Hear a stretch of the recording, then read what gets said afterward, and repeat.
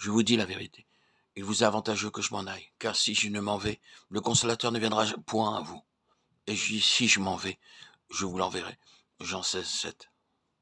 En quittant ce monde, notre Seigneur promet à ses disciples que son départ leur sera avantageux, que le consolateur viendra le remplacer, et il fera plus pour eux que ne pouvait faire sa présence corporelle. Il devait en être ainsi pour les deux raisons que voici. Ses rapports avec eux étaient sujets à être interrompus. La mort devait bientôt y mettre fin. Ils ne le verraient plus tandis que l'esprit devait demeurer en eux à jamais. Ses rapports avec eux n'avaient guère été qu'extérieurs et par conséquent n'avaient pas amené tout ce qu'on aurait pu en attendre. Tandis que l'esprit viendrait en eux, habiterait en eux, leur apportant ainsi la présence de Jésus, qui serait leur vie et leur force. Pendant sa vie terrestre, notre Seigneur traitait chacun de ses disciples selon son caractère particulier et les circonstances du moment. Il les connaissait chacun individuellement, chaque brebis par son nom. Jean 10, 3. Sa sollicitude et sa sagesse pourvoyaient aux besoins de chacun d'eux. L'Esprit promis ferait-il de même, s'occuperait-il avec amour des intérêts de chacun, le traitant selon son individualité comme Jésus avait su le faire? Impossible d'en douter. Tout ce que Christ avait été pour eux, l'Esprit devait l'être aussi, et il le serait avec une puissance qui n'admettrait pas d'interruption. Il devrait, après l'ascension de Jésus, jouir de plus de joie, de plus de force et de sécurité que lorsqu'il le suivait sur la terre. Il ne serait donc point dépouillé de ce qui faisait de Jésus le meilleur ami de chacun d'eux, de cette patiente sollicitude qui savait pourvoir à tout et qui les rendait heureux d'être les disciples d'un tel maître. L'Esprit devait habiter en eux précisément pour établir leur rapport avec Jésus, pour renouer les liens de son affection avec chacun d'eux. Pour un grand nombre de croyants, ceci présente une grande difficulté. Impossible à eux de le comprendre et de le croire.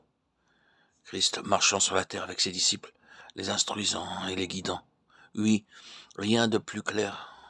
Mais comment admettre l'influence et la direction d'un esprit demeurant invisible en l'homme et s'exprimant non par des pensées précises, mais s'adressant aux sources mêmes de sa vie? Et pourtant, c'est précisément ce qui nous paraît à première vue si difficile à comprendre, qui donne ensuite à nos rapports avec Jésus leur principale, leur inestimable valeur.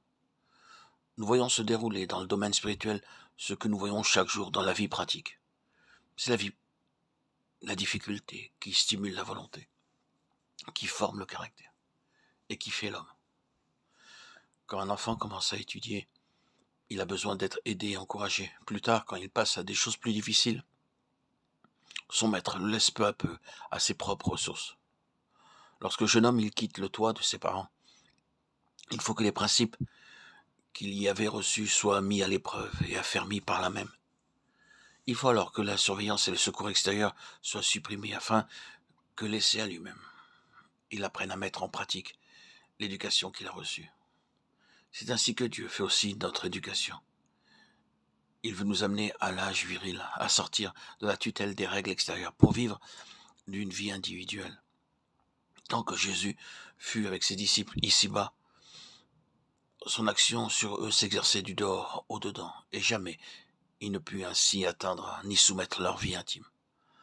Après les avoir quittés, il envoya en eux l'esprit pour les développer du dedans au dehors. Il savait qu'en prenant possession par son esprit du sanctuaire intime et secret de leur être, il les amènerait ainsi à recevoir volontairement ses directions et à devenir ce qu'il était lui-même. Par là, il devait avoir entre leurs mains le développement de leur caractère et de leur vie, puisque le Saint-Esprit serait devenu leur propre esprit.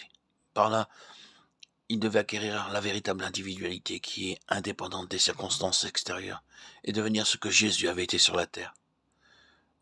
Lui qui possédait une vie individuelle et qui ne vivait pourtant que de la vie du Père.